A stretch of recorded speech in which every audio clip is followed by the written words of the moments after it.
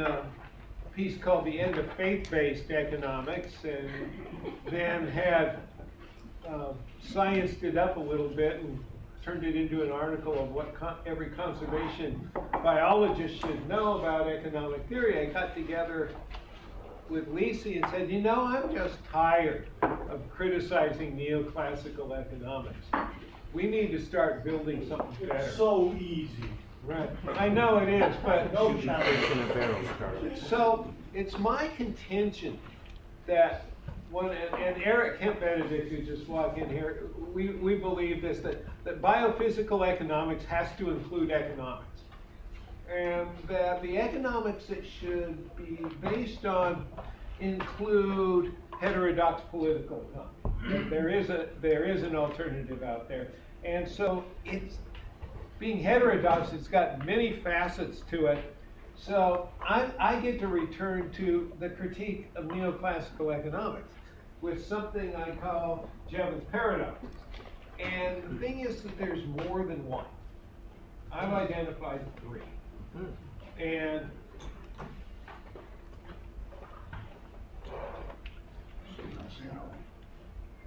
yes. You'll only find one on mine. Uh-huh. So let me commence. That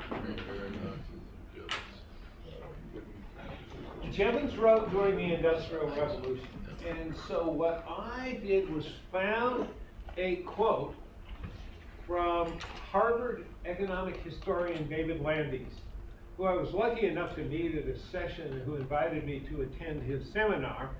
And and this is taken from the introduction to his book, Unbound Prometheus. And basically, the Industrial Revolution is not just more machines. If you understand the Industrial Revolution is just more machines, you don't understand the Industrial Revolution very well, because it also includes the energy to run the machines, and it also entails a really fundamental change in the organization of work. As a matter of fact, as I look towards how and why energy availability affects the economy, it tends to run through the labor process. I think that human labor interacting with resources and production is our connection with labor, with nature. And so I think the Industrial Revolution has also been the substitution of inanimate power for animate power in order to increase labor productivity, in order to create profits, in order to reinvest those profits to accumulate. So I wanted to start that out because Jevons didn't care much about labor. I mean, contrast what Jevons said about labor. Oh, factories are wonderful. They raise wages. It's so much better than agriculture, which was background and more of a. Contrast that with what, say, Friedrich Engels had said about Manchester, about the squalor and the pollution, or my favorite comment from Charles Dickens, oh, what a dog's hole is Manchester. It was at that point known as the chimney of the world. So it was, I think, to understand Jevons Paradox, you need to understand more than just the paradox that you've read a little short snippet of in a book. You need to understand the entire corpus of Jevons' work, including not only the coal question, but also his theory of political economy. And also what most people don't know about is his treatise on science and logic. So Jevons wrote a lot about a lot of different things. It's also, I think, fruitful to approach biophysical economics not with the standard definition that says all you need to do to understand the economy is understand exchange. Therefore, economics is the study of the allocation of scarce resources amongst alternative uses, but you need to understand the substance of the economy. And I found the best definition for doing that coming from Karl Polanyi in his Trade and Market in Early Empires. And basically, economics is how humans and their fellows and nature interact to produce the things we need. I think it's just a much better starting. If Jevons is so smart, how come he invented neoclassical economics? That's the first Jevons Paradox.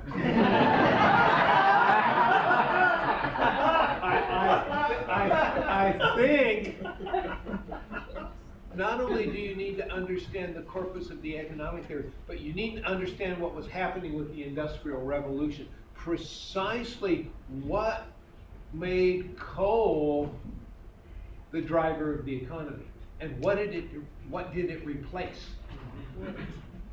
And why did it replace it? So I've got three paradoxes. First one I call the good Jevons, bad Jevons paradox. The good Jevons of the coal question, who had tremendous insights and was probably a precursor to peak oil theory and to biophysical economics. Then there's the bad Jevons, the one that replaced the labor theory of value with marginal utility theory, and being one of the precursors to neoclassical economics. Then there's Jevons paradox per se, that improvements in efficiency actually we use more resources. That's the one most people are familiar with. Technology will not save us. It simply won't. And then there's the sustainability paradox, where the very, very last line of the book says we have to make a momentous choice between brief and true greatness and continued mediocrity. In other words, man, let's use up everything now and keep being great, and above all, keep the British Empire on top of the game and forget about the next generation, because living within nature's limits is nothing more than deprivation and poverty. Those are the three Jevons paradoxes I've identified. So the good Jevons. Technological progress, there's Jevons Paradox. Very insightful. And then there's the bad Jevons. Economics is all about marginal utility, pleasure and pain, and the greatest amount of desirable. Human desires are insatiable, and the only way we can be happy is with more and more and more. If one piece of chicken makes you happier, 10 makes you happier. If one beer makes you happier, a case makes you happier, although I do warn students that dry heaves are just nature's way of forcibly asserting the principle of diminishing marginal utility. that all came from Jevons. And here's the paradox. Some of you may have seen this picture. There's a glacial erratic made of neoclassical economics, and there is my co-author, Charles Hall, who told me that he thought Jevons was brilliant and a polymath. Though, to tell you the truth, as I've read through the theory of political economy, the math in there is pretty simple. It's about half as hard as what Tom Steidl teaches in an introductory calculus class. But for its time, it was the first use of mathematics. So that's it. The thing is the good Jevons and the bad Jevons. Jevons came up with the precursors of peak oil theory and biophysical economics, yet he came up with neoclassical, at least the precursors to neoclassical economics. Because early Jevons, the theory of political economy, didn't say much about supply. It was really demand oriented. You really didn't put supply on a marginal utility basis until the 1890s, when John Bates Clark in the United States and Philip Wicksteed in the United Kingdom put the same principles of marginal utility to come up with marginal productivity theory. So then we have a marginal basis of both supply and demand. So, you know, here's just some quotes. Coal stands above and not beside all the other commodities. It's the universal factor in everything we do. It's the fundamental basis of our prosperity. But the more coal we mine, that means our mines are getting depleted. And as our mines get depleted, we have to go deeper. And as we get deeper, it's more costly. And as energy becomes more costly, the rate of growth slows. I mean, this is 1865. Is this not peak oil theory? Is this not biophysical economics? And the limits of price limit prosperity. Coal is the sole necessary basis of our material power. On top of that, there's no good substitutes. So Jevons goes through wind, right? And at that point, there was no such thing as electricity generation by means of wind or by the sun. So they weren't viable substitutes. And the other thing is that petroleum is just another form of coal. Right, because you remember at that point what petroleum we had was made out of coal in a process similar to the Fischer-Tropsch process. So expanding petroleum meant at that point depleting coal. We can't replace it. And Jevons' model is just Malthus's model, except coal replaces corn. Now, if you recall it, if you've read Malthus and his debates with Ricardo over the corn laws, as long as the primary source of energy and food was the solar flow, and that was limited, and that the social structure meant most of it paid a subsistence wage and most of the surplus headed towards rent. And as marginal productivity diminished, more and more of the social output meant towards rent, squeezing profits, that it was the introduction of coal that let us transcend the idea that most humans' lifetime would be lived at bare subsistence. But coal transcended that.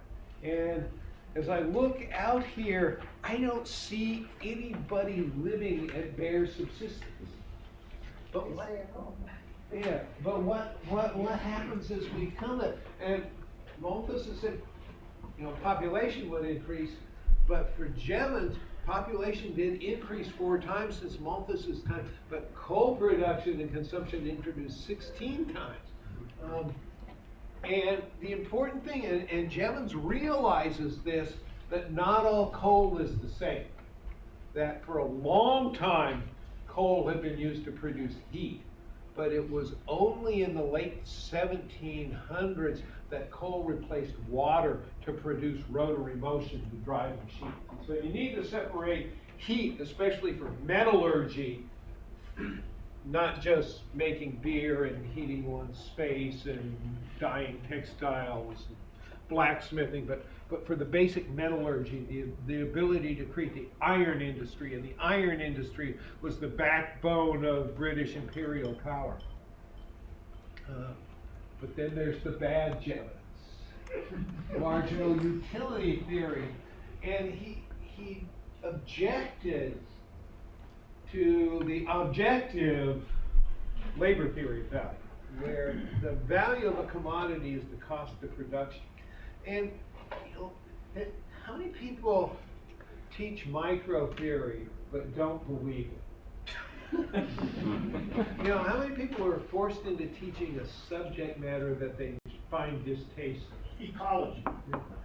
Well, that's the position Jevons was in, because he knew he was right, but was forced to teach John Stuart Mill. And he just hated Mill. I mean, he hated his logic, he hated his economic theory, and he was forced to teach it, so all the time he thought that marginal utility was not like classical political economy, a theory that was historically specific and changes historical epochs, but he thought he was developing scientific truth, universal truth for all time and for all places. The alternative was to go to Vietnam. Right, it was. Not even, he was a rabid free trader. And he outlined what we now call perfect competition. And it was a very mechanical model. He was actually quite well versed in physics, actually published in Nature. I don't think David brought his, but all economic principles can be basically reduced to a few mathematical propositions. And as a matter of fact, what that will eventually evolve into is that any human behavior that cannot be captured by means of differential calculus is simply not allowed as human behavior.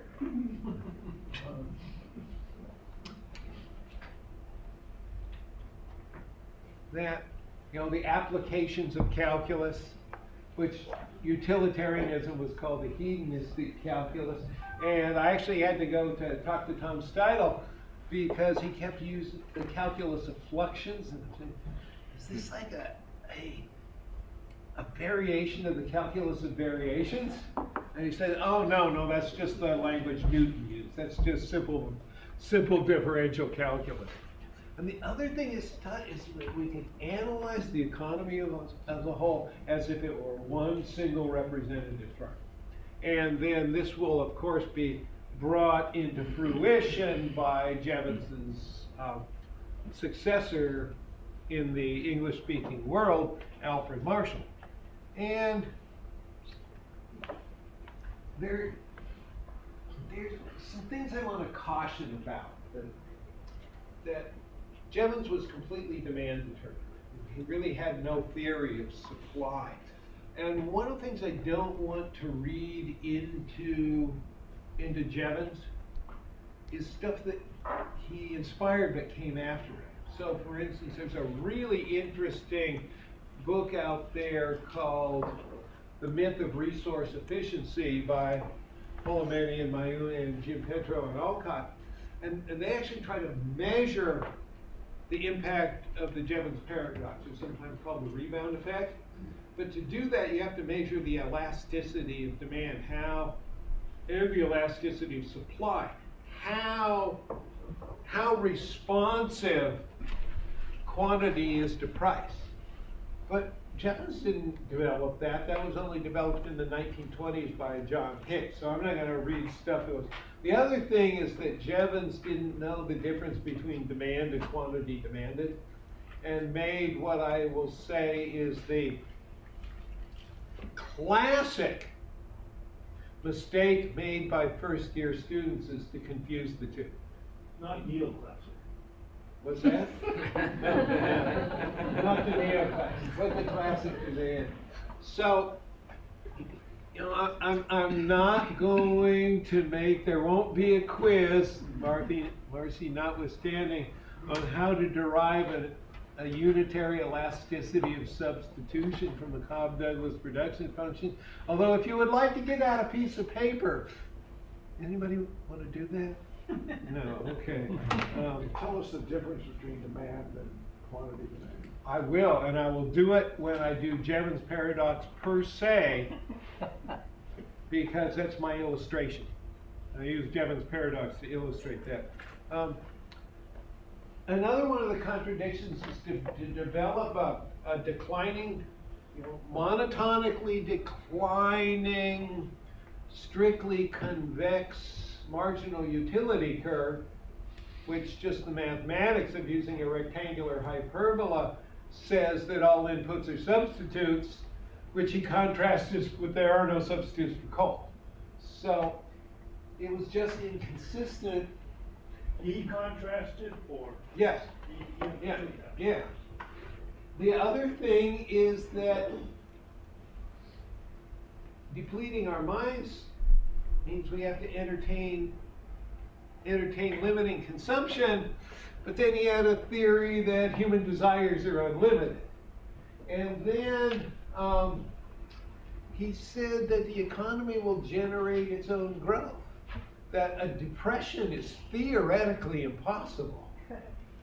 But yet, a year after he published Theory of Political Economy, there was the worst depression in the history of the world. So he had to explain it somewhat. So he had this theory of that the economy is self-regulating, therefore crises are caused externally, and he attributed it to sunspots. And basically he argued that in the days before fiat money, cycles were very regular, decennial cycles. And then sunspot cycles were very regular too. And you had a 10-year cycle, and there was a debate on the regularity of the sunspot cycles, whether they were 10 years or 11.3 years long. He picked this science that was convenient to his analysis, which turned out to be both the minority opinion and incorrect. So there is a problem about picking and choosing your science that's just convenient with your argument rather than relying on long-standing. But he couldn't have an internally generated theory of crisis yet be consistent with free trade and be consistent with marginal utility. So he really had very little choice. Now, I want to argue that in the solution to the good Jevons and bad Jevons, there was no epistemological break between the good Jevons and the bad Jevons, because Jevons had already fully enunciated his marginal utility theory before he even started the coal question. He had a couple of his papers read before the British Association in 1862, and he had almost all the details already worked out. So it wasn't like he wrote this great coal question and then went to the dark side. He was on the dark side before he wrote the coal question. And that's why it's so inconsistent. Okay, here's the Jevons Paradox per se. That if you improve efficiency, it drops the price. And if you drop the price, people buy more, and if people buy more, you use more resources. In other words, the scale effects overwhelm the efficiency effects. And what that means is technology is not going to save us. When everybody talks to me and I talk about living within nature's limits, they say, what about technology? So I always ask a simple question. Can you name me one technology in the 20th or 21st century that has not resulted in a net increase in energy? LEDs. Ah, you're the first person. What was it? Not yet. LEDs, light emitting diodes for light emitting. Except they're now in all kinds of stuff we didn't used to light up. Yeah, so the scale effects overwhelm the efficiency effects. Being honest. But the electricity consumption has been Yeah. flat. Yeah. My other contention is that Jevons Paradox per se depends on marginal utility theory. It depends that human beings respond rationally to lower prices by buying more. And as the price drops, people buy. That's a direct conclusion of marginal utility theory. There is no equivalent of it in the labor theory of value. But if you really think about it, if you go back to Malthus, when the vast majority of people were living on subsistence, the notion of a consumer made absolutely no sense. That to have a consumer, you had to have people who were paid above subsistence. And you had to have the cheapening of commodities. And the cheapening of commodities depended upon the Industrial Revolution, especially first in agriculture. So the development of a consumer theory depended first on an agricultural revolution, and then it depended upon mass production. And since mass production changed the work organization, it also created a class of managers, because you've gotten rid of all those workers who could think, replaced them with operatives. That meant you had an entire class of well-paid managers who became the consumers. And so this is really that the first steam engine, the atmospheric engine, was based on by Thomas Savery, and it had no piston in it. It wasn't based on the expansion of steam. It was just based on, in a pressure volume plane, that the way you made a piston move, or the way you moved water, was to create a vacuum. And the difference in temperature created the vacuum. So, but boy, it used so much coal. And so Jevons said the Savery engine used almost no coal, because nobody used it. The only place you could use it was to pump water out of mines, and even that was limited, because if you tried to pump it over 35 feet, you had to heat it up so much that the engines would blow up, which, well, that raised the cost of production. Because as you had to dig deeper mines, you had to dig down below the water table. Then along came William Newcomen, who had a piston, but the problem was that the way you create the vacuum was to heat the cylinder head up to red hot and then douse it with cold water to create the vacuum. That was pretty inefficient. So you really didn't get an efficient steam engine until that wonderful engineering genius that is the combination of science and craft allowed Watt to come up with a better engine. When he came up with a better engine that was cheap enough to use outside the coal mines, and then he came along and made several things. First, why does lower cost of production lead to lower price instead of just higher profits?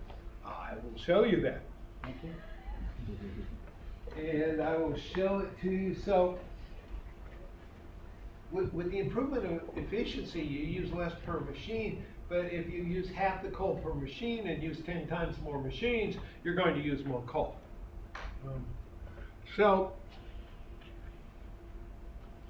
let me show you my example. So here's an axis, and so the first thing I'm going to do is label the axes with price and quantity.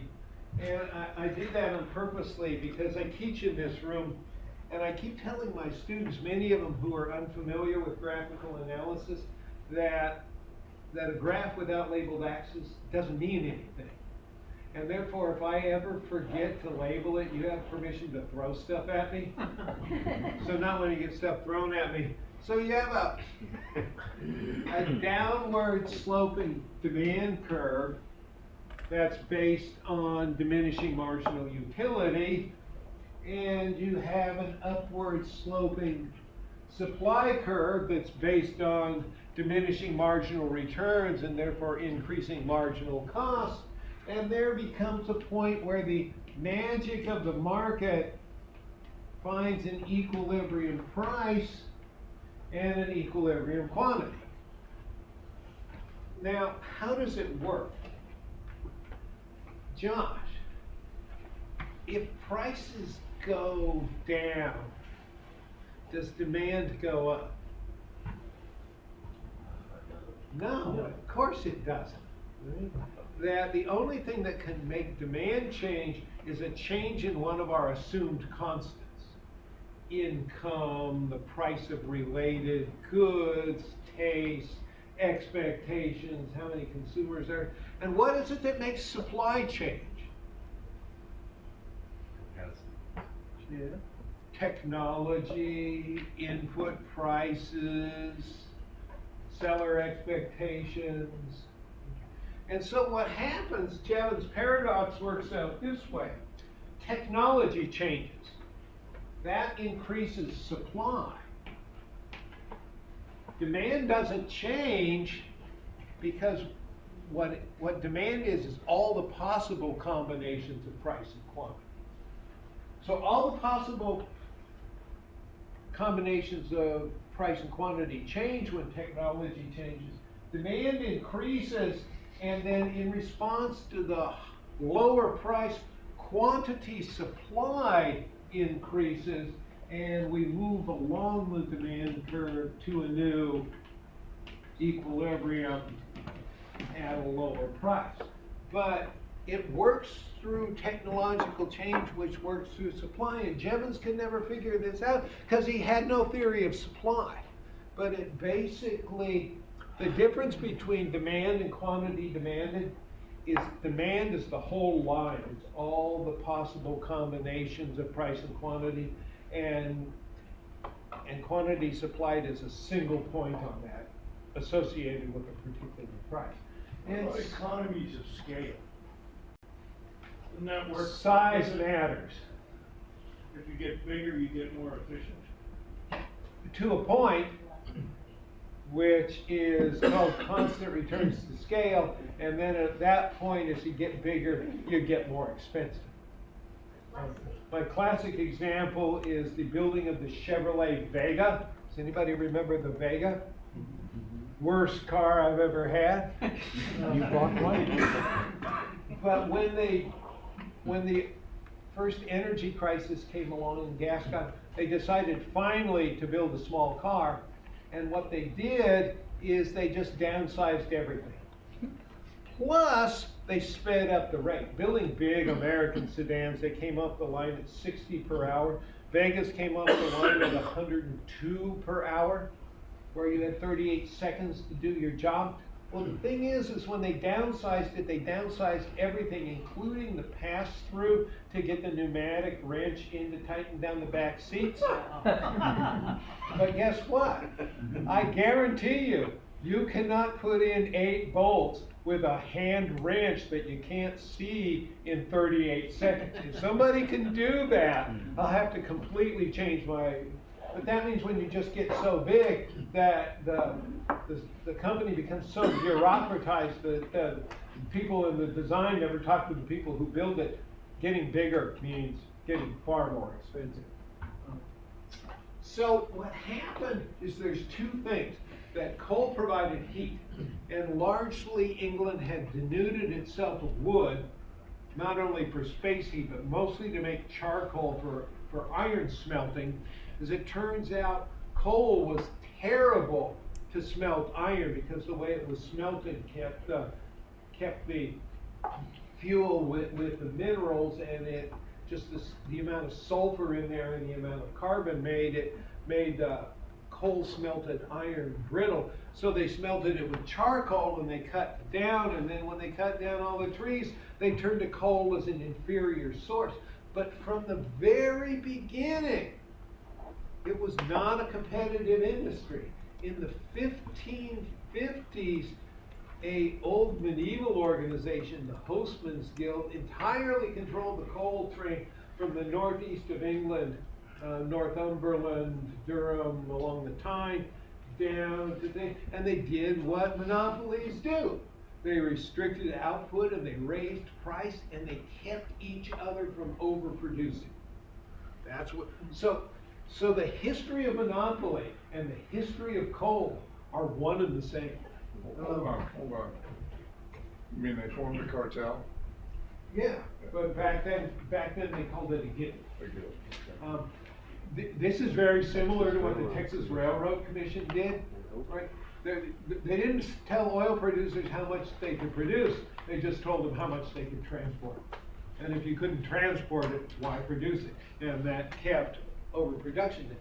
Then in 1709, Abraham Darby came up with a way to get good iron smelted with coal.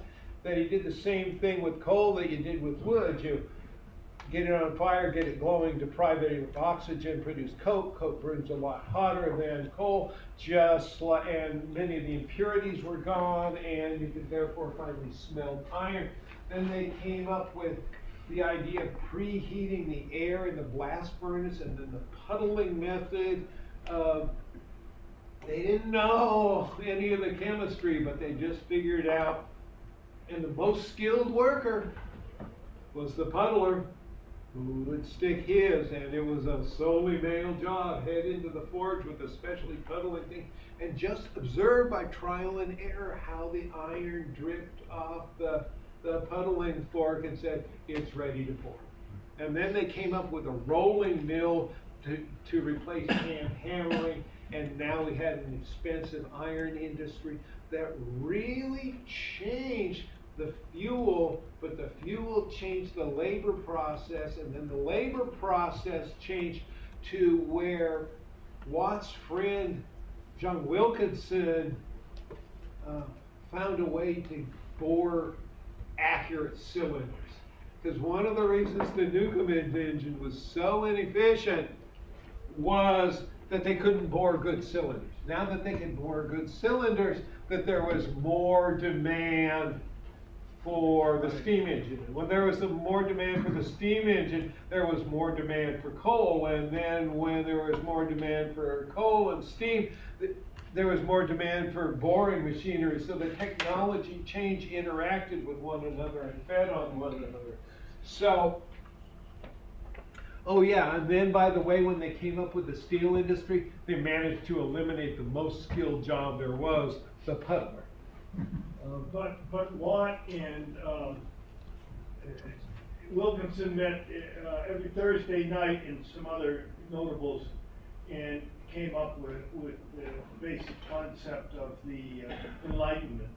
Yeah, although I would argue that Hobbes and Rousseau and Voltaire had something to do with it too. The other thing is coal to produce rotary motion. And even Jevons said that water is much, much better at producing uniform motion than coal is. But there were two real important patents that James Watt came up with. In 1769, he produced a separate steam condenser, which really increased the efficiency and limited the amount of coal. But then in 1784, he came up with what he called the sun and planets gear, which he could produce rotary motion. And so then you could use the steam engines to replace water to get rotary motion. And that was the thing. And so that is a real clue as to why Adam Smith only mentions Mr. Watt's fire engines one time. And that's in the course of the labor process. Basically because Smith wrote his books before you got steam engines attached to machinery.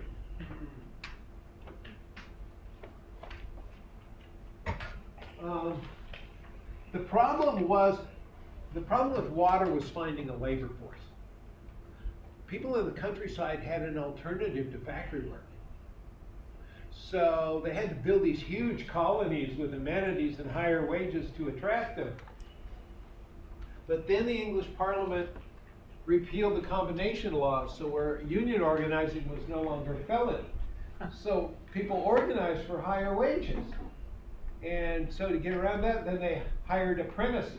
Apprentices weren't the traditional craft. They basically emptied out the orphanages and the poorhouses, which meant the apprentices were bound to them. They couldn't be fired, but if you couldn't fire somebody, how do you get them to work harder?